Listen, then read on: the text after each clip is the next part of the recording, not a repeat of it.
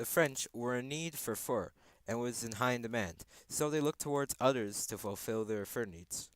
They also wanted resources, but setting up a colony would cost too much, so they allowed a monopoly for merchants going to the New World, but they agreed to construct settlements for them.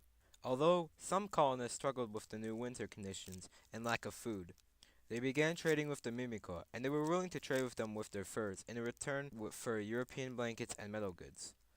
The economy of New France. There was more to the economy of New France than just the fur trade. The social structure was based on the seigneurial system. This system was where the king would give huge amounts of land given near the St. Lawrence River to the nobles, also called seigneurials. In return, the nobles had to find colonists to occupy the land. Colonists were also known as habitants, rented some of the land. River was used to travel up and down the river. But each year, the habitants had to give a portion of the crops and pay other fees to the nobles.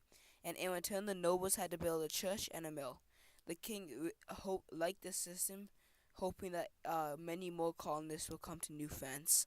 In the summer of 1534, Cartier and his crew landed at a place he called Gaspé. There he met aboriginals that called themselves the Haudenosaunee, and met their leader, who was named Donnacona. They traveled up the St. Lawrence River to fish in a region known as the Gaspé Peninsula. After meeting the Haudenosaunee, Cartier took two of Donnacona's sons. He took them back with him to France to prove to the king what he had found. In 1535, Cartier returned with Donnacona's sons. Cartier and his crew decided to stay for the winter. The Great Peace of Montreal was a peace agreement between the French and the Iroquois.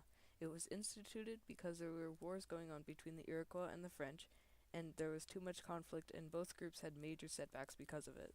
Diplomats came from the Iroquois groups to try and talk and come to an agreement of peace. They scheduled a meeting for the following summer in Montreal.